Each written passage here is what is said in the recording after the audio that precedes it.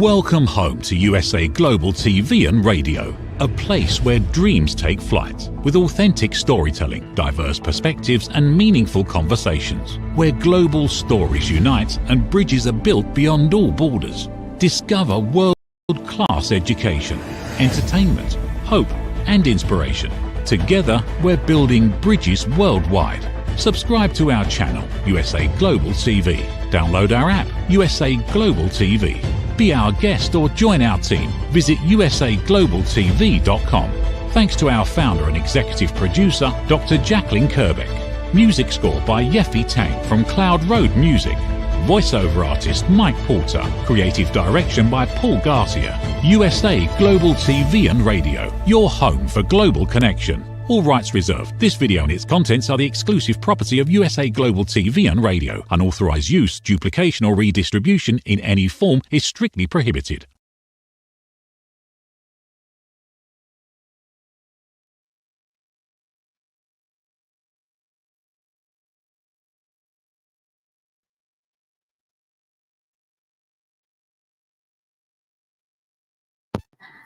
I've just got a slight... Sometimes with live television, everyone, I must say, hello. Can we hear? Yes, we can. Okay, right. So a very nice, warm welcome. Good evening to you. My name is Dr. Madalene Chan, and I'm going to be with you for the next 35 to 40 minutes for the program of Talking Heads on USA Global TV and Radio. And I welcome E360 TV viewers as well, our USA Global TV and Radio viewers on YouTube channel, and on LinkedIn, on Instagram and Facebook. Boy, sometimes in life, it's about, no matter, even if you have a live transmission, a live broadcast, there's always little widgets or little gidgets. I call it gidgets. Little itsy bitsy, teeny weeny kind of energies that come in and infiltrate, which kind of really complements for today's topic on Talking Heads, on my Talking Heads, my version today, which the topic is, can love and fear exist together anymore? So on that, before I go on talking about today's topic, I need to clear the energies. Right, so here we have beautiful singing bowl made of lots of metal alloys. And the whole function of this is where you have the mallet and another mallet. One is for the lower tones, bass tones, and this one is more for the higher tones, which you can use when you're clearing your chakras. So you can have your lower tones of your chakra from up to the heart, then you can go again to the heart, up to the throat chakra, up to the crown chakra. So what we do with this is we first of all, we take the mallet and we go, and it resonates the sound. And what this does, the metal alloys, sends a frequency and it clears out the ions, the negative ions in the atmosphere. So around you, around the space within you. So you do this 3 times, especially to corners in the house, because it clears the energy. And then you'll go, and then with this one, this mallet, it's a higher frequency. I'll do that again. Oh, sorry. And go around. Oh, I was a little bit too excited there. Sorry. Nice tap. And you go around. And can you hear the frequency? And what it does, you have to keep going round and round until there is no more sound resonating from it. And it means then, oh, it's clear. So sometimes when I get a headache, I use this. And you just put it just between my eyes on the third eye, and I just rest it. And bring it back down to then bring it up, up, over my head and around. And what this does is, if you have a headache, don't grab your painkillers, unless, of course, it's something that's prescribed by the doctor. However, that's different. But in saying that, we are energy at the end of the day. So when you apply this, it's going to break all the ions, all the negative ions, which at the end of the day, stagnant energy causes illness, dis-ease. When you get a disease, it's dis-ease. So you're stressed, dis-ease. So by having this beautiful singing bowl, it's not only does it sound a beautiful resonance, it also has the metals have the healing properties. Now this one, I'm sounding like I'm doing an ad, aren't I? I don't mean to be sounding like I'm doing an ad, because believe you me, I'm not getting endorsed to sell these singing bowls. I'm feeling it from my heart to explain it to you, to save you. It's now at the moment, it's like Christmas, it's Christmas holidays, and you're going to be going into crazy places, full on consumerism. And no matter what, if people are really charged with different energies, coming to this topic, love and fear. So they could be carrying, frustration and anxiety and stress. Now, when you're within that space, within that person, with that person, you're not necessarily with that person, but you're there in the shopping mall, you're going to pick it up. You're going to pick up those energies. So what you need to do, if you've got a singing bowl, do this. Now, if you haven't got a singing bowl, an easy one is come away from the crowd, go to the toilet, or just come away, have a couple of seconds and just go.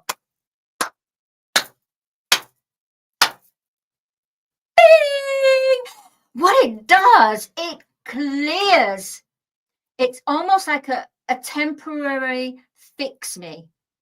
It's, if you get a wound, what do? You put a band-aid on there. It's a temporary fix. So if you do this, clap, you're clapping away all that negative charged energy being thrown at you, which is not your fault. You've just walked into that force field. So think of it like we're a matrix. So we have the 3D matrix where we're all connected. Now, at the same time, we also have another matrix that we're connected with our hearts, our energy field. So there's the matrix, which is the illusion, and there's the matrix, which is the crystalline matrix, which is how we are all on a collective human consciousness connected with our energy fields, because we are energy. Therefore, when you walk into a busy shopping mall, you're going to pick up everyone's energy. And especially if you are an empath. An empath is a person where their energy, it's like a sponge. You go in and it's like going into a sea of water. Now you're the sponge and you're just soaking it all up. You're soaking all people's energy, their emotions. You don't have the understanding of what's happening with that anxiety or emotion. You're just picking it up. And what it does, it clouds your energy field. So sometimes when you come home, for example, from the shopping mall, thinking, I was really feeling happy when I went out. And I went to buy the presents for my loved ones, and I brought a little bit of present for myself as well. I did myself a little treat, and that made me feel happy. But I'm absolutely feeling drained. Now, how can you feel drained? You've been walking around the shops. Yeah, you walk when you go for a walk. What is the draining part is the people that are carrying heavy, dense energies that we do not see, but we can feel. So going back to, can love and fear exist together anymore? Right. So I'm going to make it a little bit more simplified now. So love, there is love as unconditional love from the human side, the human, as we are a human, we have good and bad. We have of the opposite, it's duality, it's the world of opposite. So we have fear and love. So with the fear, we have all the lower vibration. Now, the lower vibration is what we are being controlled by the outside world through our media, through mass consumerism, through globalization, government globalization. And what's happening right now is it's almost, we're all being put together, being thrown together. And some of us will resonate with what has been and still is. And some of us will just go, wait a minute, you know what? I'm not feeling that anymore. I don't feel comfortable with that anymore. It doesn't sit well. There you go. It doesn't sit well with me anymore, because we are now in the age of Aquarius, and the age of Aquarius is about being humanitarian, being truthful, being in our full authenticity, our full truthfulness. So to be in your full truthfulness, you start going on a journey, and that is the journey of discovering about love, but also understanding where you've come from that fear.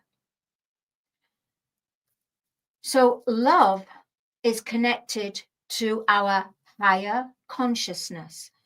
So the human collective consciousness, we have a higher consciousness, and that's our inner intuition.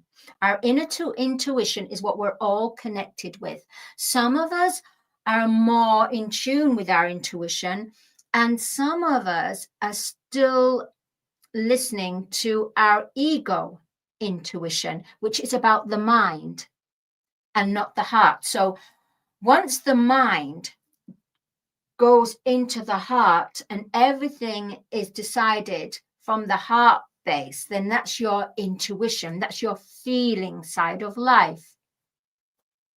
So love and fear, let's look at it as a relationship, right? We have a couple, let's say they've been married for so many years and they've got children. The children have gone off now and successful in their own way. They come and see the parents maybe at the weekends and at special holidays, festive holidays. The rest of the time, they're by themselves. And it's almost, when they had that energy of that love and the family, that was a beautiful energy. And it's almost like the responsibility. But once that responsibility is lifted from them, it's almost, they become childlike in the way, I want to experience, I want to evolve, I want things to change. Now, if you have a partner that still wants to remain the same as he or she was and won't move with the times and say, well, you've accepted me all this long, what's the difference? Yet you have your other partner that's saying, yeah, I've done my part now. It's time for me. It's time for us. Why can't we go experience something new, something different? And the other one says, well, you've never complained before. What's happened there is they've been being codependent on each other. But one of the partners has decided to work on themselves and realize, hang on, it's not sitting with me anymore. It's not making me happy. I can't go to the same old at places that we went to. It's almost, I need refreshment. I need to go on to another level with this person, and maybe my partner will come with me. And maybe I can persuade them to come along. Now, if one partner is evolving and growing and expanding and trying out new things, the other partner almost will feel, who am I living with? Who's this person? She's not my wife or my husband or my girlfriend or boyfriend. What's going on here? This is so weird. I'm not used to this. So then what happens is you've got one partner that wants to bring new things, the other one that wants to have everything staying the same. So they both start to not compromise, but start to play games. So the partner that wants to have the new life will start to almost like they will be amongst other new people and new energies, new experiences. The other one, she or he will try to bring their partner in that new circle. But if that partner is still in the old way, in the old familiarity, the people that surround this other partner, they're on that level. Yet her partner or his partner are on that level. So there's no growth. So these new people won't resonate with her or his partner because they haven't changed, they haven't evolved, they haven't grown. They're still remaining the same. That is when love and fear will eventually split. Because what will happen is that partner that has that new life, new friends, new energies, new challenges, new feelings, will so want to bring her or his partner. But we'll get to the point where this partner who stays in the old way will start to embarrass him or her in the new life. Because they'll say things that don't relate. It's almost as two separate worlds. That's when communication has to happen instead of remaining stagnant and having the fear of, stubbornness. We call it stubbornness. The partner will go, well, you've accepted me all these years and we've had the children and, I've provided you with a house and, what's wrong? We'll just go to the same places. But the other partner's going, but it doesn't make me happy. It doesn't matter if it doesn't make you happy. Do you see what's happening? It's conflict. So what needs to happen is there has to almost be, for it to transcend, for it to transmute. So for the negative, so this partner's thinking this one there is negative, and this partner's thinking this one's negative. It's two negative. It's not even opposites anymore. They're two negatives because the negative won't go with the positive. It's too much. It's too much light. It's too much change. And the positive won't go with the negative because they don't want to be dragged down. See where I'm going here? So what I'm trying to say is, if at that point you feel this, it's time to stop. It's time to breathe. It's time to have communication. It's time to have the talk that you've been so wanting to talk, but you've been keeping it hidden, silence. So we're no longer in the age of silent times, because age of silent times is when, oh my gosh, this is good, isn't it? I always get downloads. Age of silent times is when love and fear could exist because we were the silent ones. Either party of love or fear or change or non-change. We were silent with each other, but we'd still be codependent with each other. And then we'd end up then that energy ends up conflicting and combusting. It blows up. It blows up unnecessary. And there's a lot of hurt, pain, trauma that's caused from not realizing at that point when your relationship, there's something seriously wrong when you say, it doesn't sit with me, it's not making me happy. I don't know what's wrong. I can't pinpoint it right now, because some people are in this. I can't pinpoint it right now, but I feel I'm not that person anymore.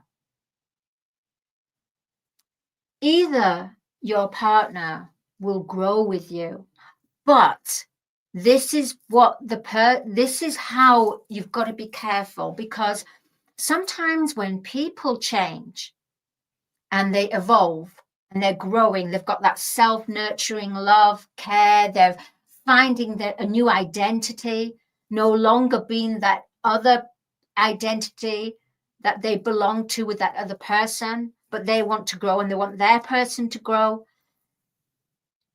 What happens then is they start to become a little bit too sure of themselves and not have compassion anymore. It's almost, wow, I've done it, so you can do it.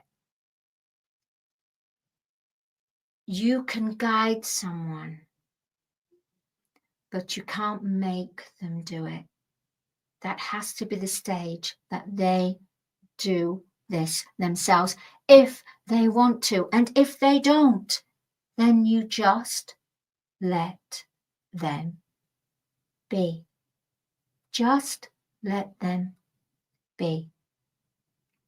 It might be in time that person will start to meet people that almost are where they're at, but maybe, let's say, maybe half a tone, like there's a piano, right? You've got the whole notes and then a half a tone. So maybe it's half a tone increased,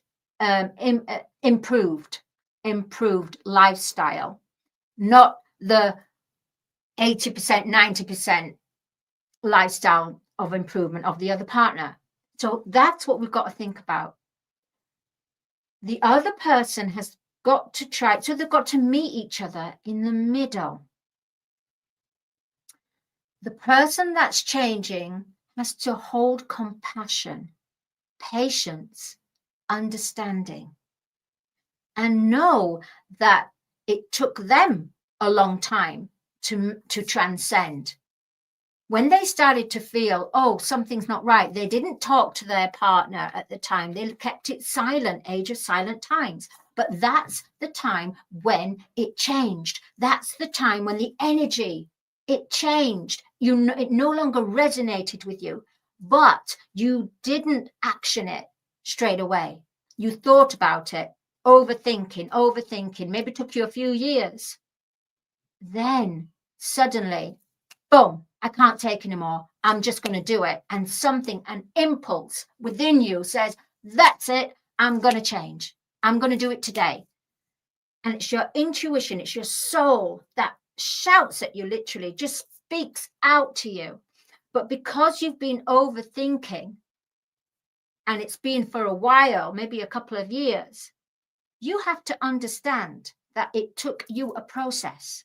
So those people that have changed and evolved, they have to hold compassion, because what's happening with their partner is they're waking up and saying, this no longer sits with me. Thank you. That means they're at that point where you were a couple of years ago when you said, oh, it doesn't sit with me. But because that person who's evolved and grown and not even thought about that process again, just thought, I'm me, I'm new, and you've got to follow me and join me because I'm having this great, wonderful life, new identity, feeling on top of the world. And right now you're just dragging me down. See how horrible that sounds? And we're in this at the moment with the world. I understand there's a lot of people that are waking up, that are doing self-care, connecting with their intuition. But remember the fear that you went through and the transition you had to go through. All of a sudden, you're up there, 80%, maybe 100%, some of you. But then you start to become, are you sure about that? Okay. You start to become, and I don't normally judge, but for some reason, they're bringing it through, spiritual snobs. Spiritual snobs. Where you've worked on yourself and you're still on that path, and it's almost, oh, I no longer go with that person and this. You become judgmental. You become spiritual snobs. What you got to remember is you were there. You were there where they are. So hold compassion. Hold compassion.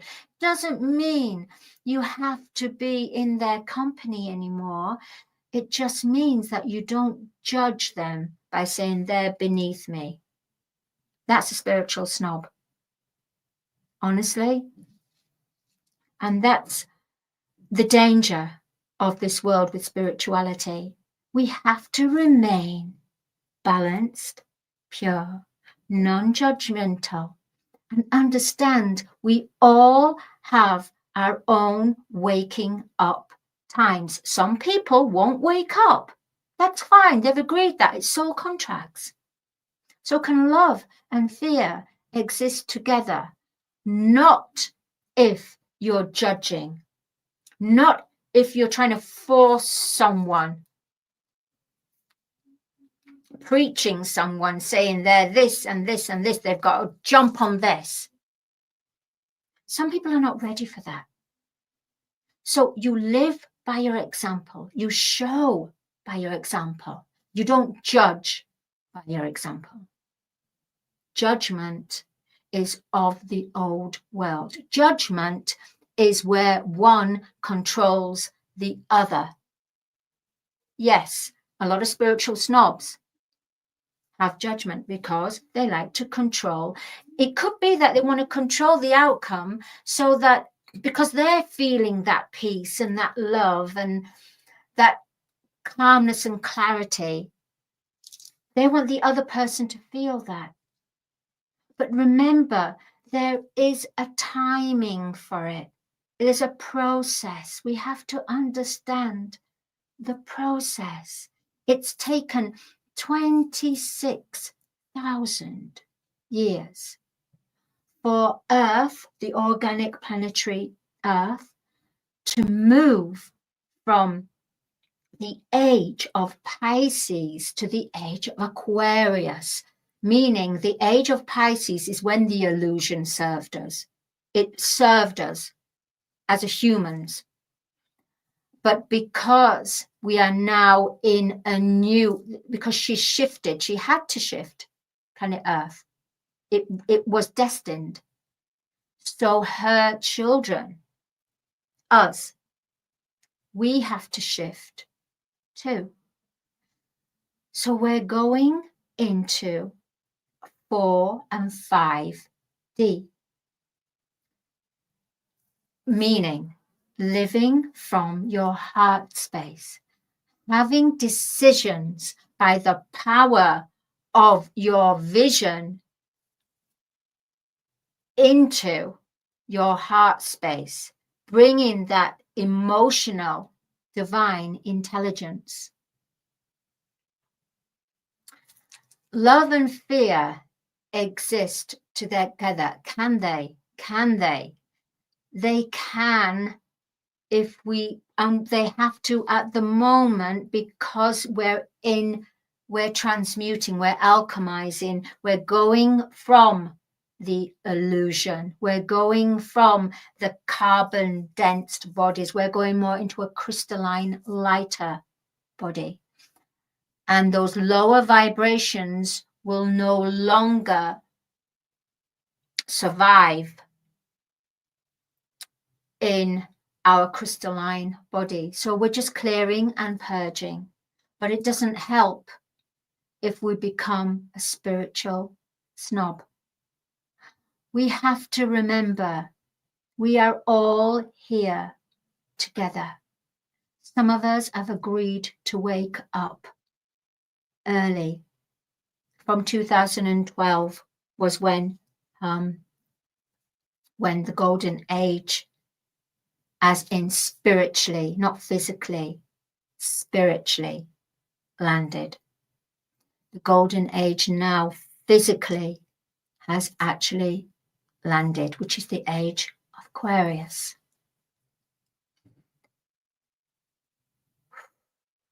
It's a lot of content. There is. But there is a danger. There's clearly a danger with spirituality being just as controlling as what the illusion was. That's not what life's about.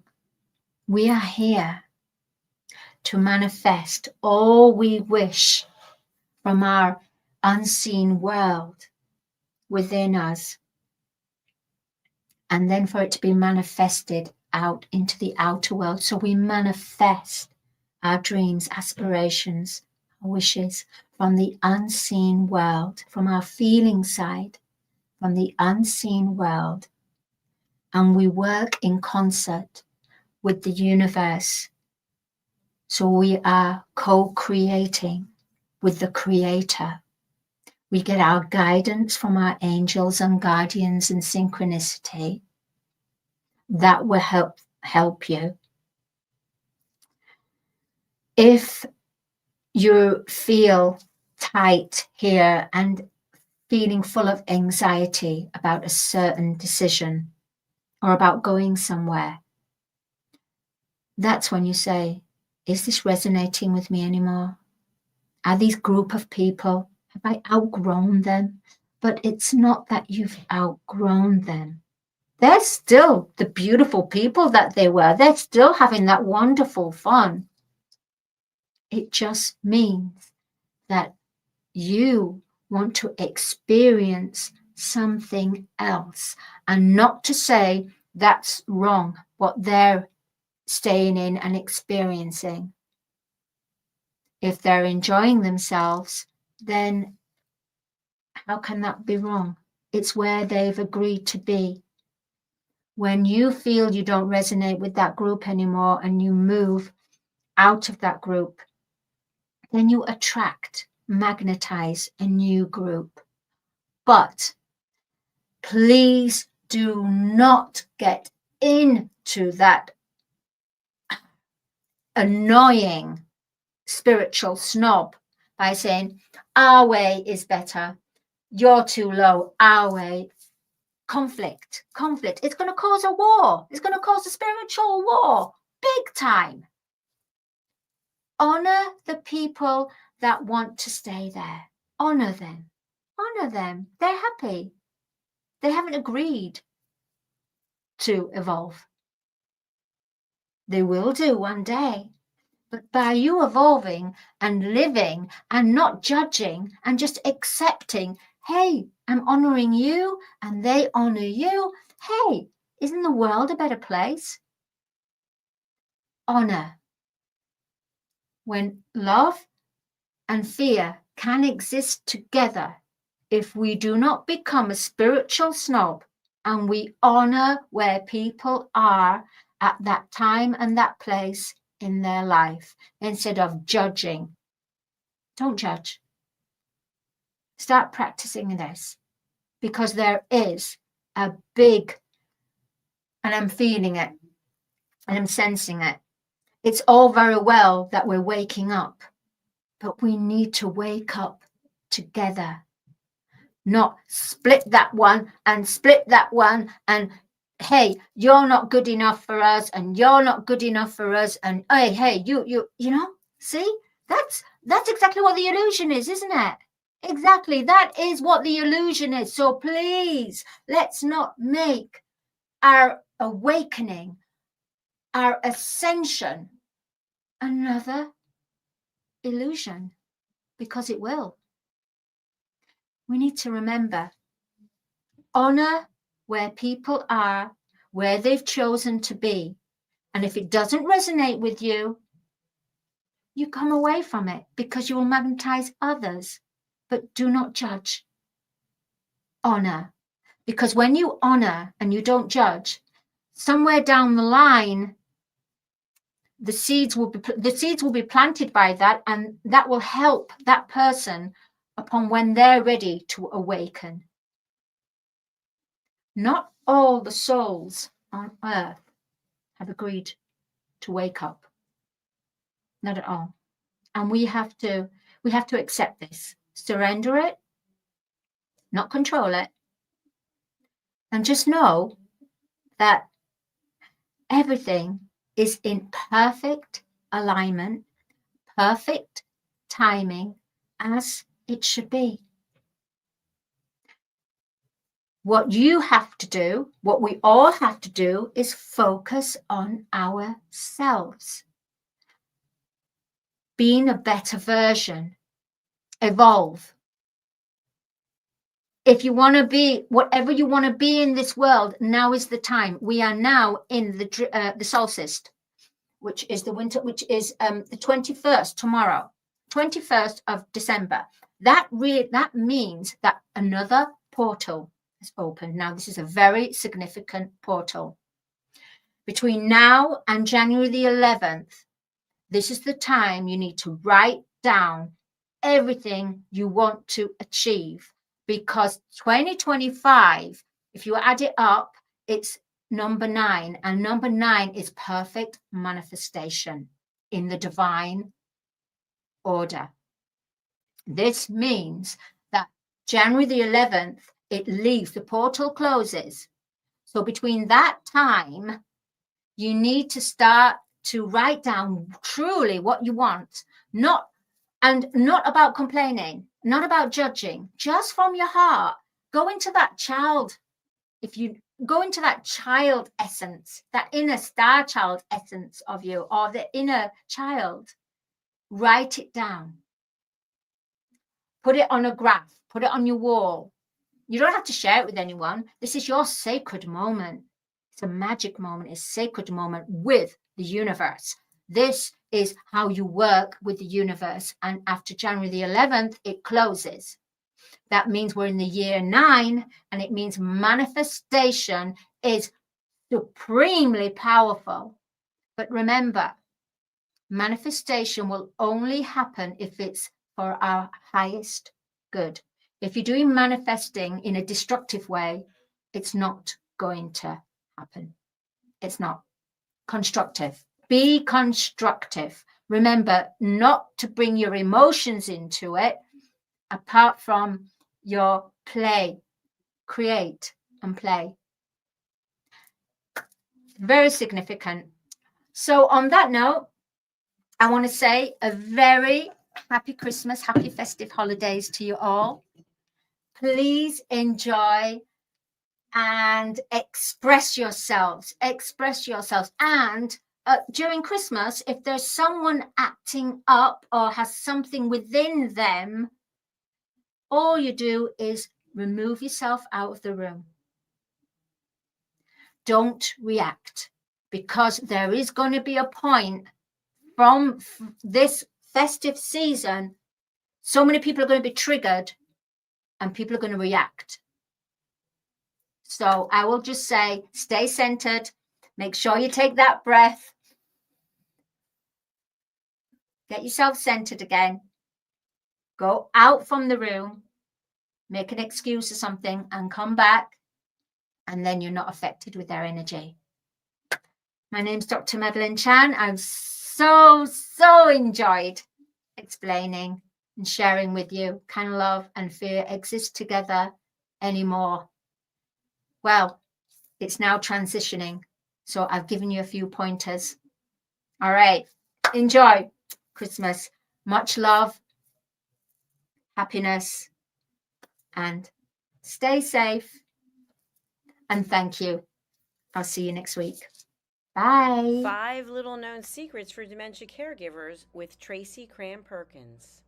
Hi there, I am Tracy Cram-Perkins, the host of the Dementia Home Care Show here on USA Global TV and Radio.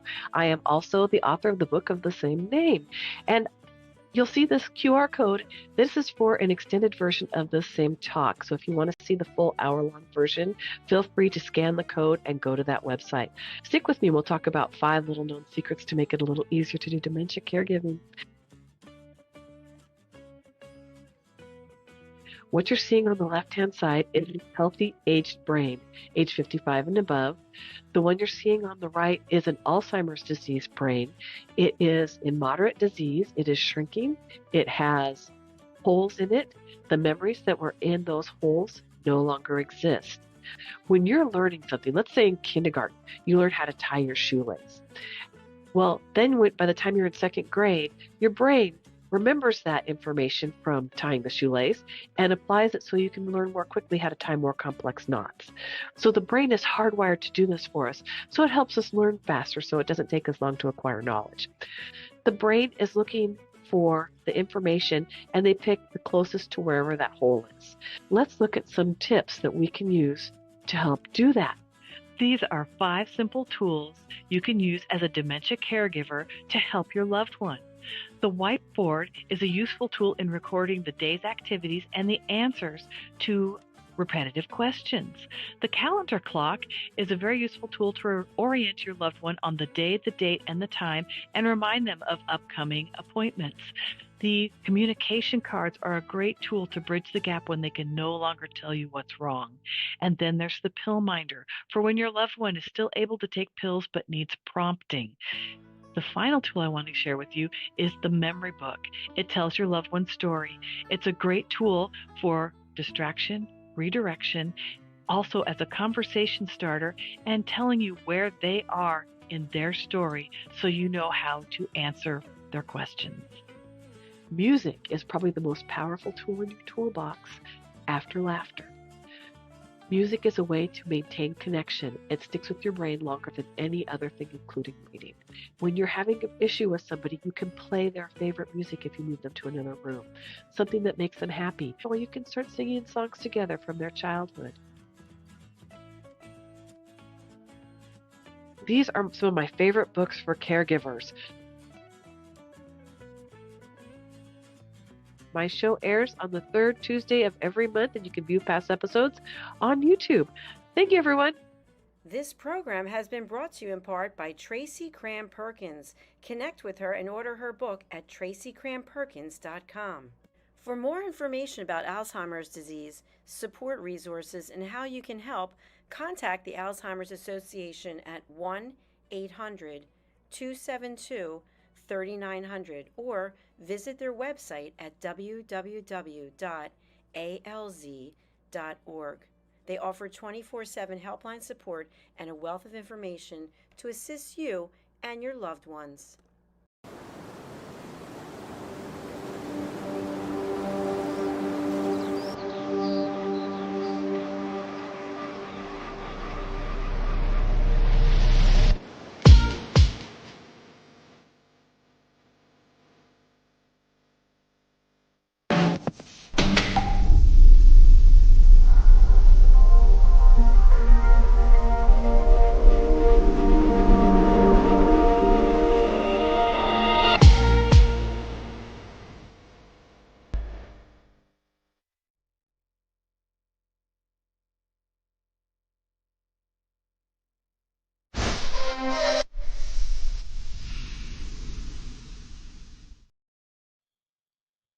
USA Global TV and Radio, in partnership with Dr. Jacqueline LLC, present Amazon #1 best-selling author, Dr. Jacqueline Kerbeck.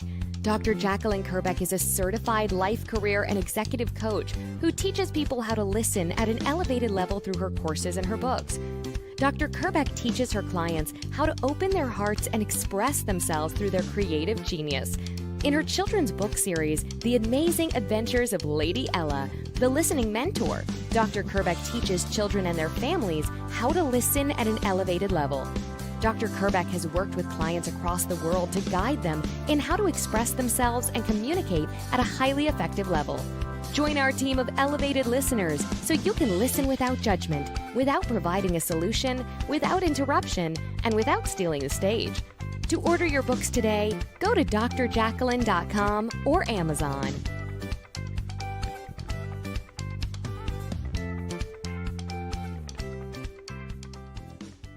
We face daily cyber risks, spending over 7 hours of screen time, including 4.5 hours on mobile phones. This convenience comes with significant dangers, with cybercrime costs predicted to exceed $10.5 trillion by 2025. In 2023 alone, seniors lost over $3.4 billion to cybercrime. Our goal is to make social engineering concepts of cybersecurity easier to understand. We work with business teams, senior living facilities, investment companies, and educational institutions, both individually and in groups. We offer real-life examples to help you recognize and prevent attacks, with sessions available both in person, in selected regions, and remotely. Schedule your training session, or to learn more, contact us today. Call us at 847-845-9360. Email us at info@cybersecurityeasy.com. Protect your team and family with cybersecurity easy.com.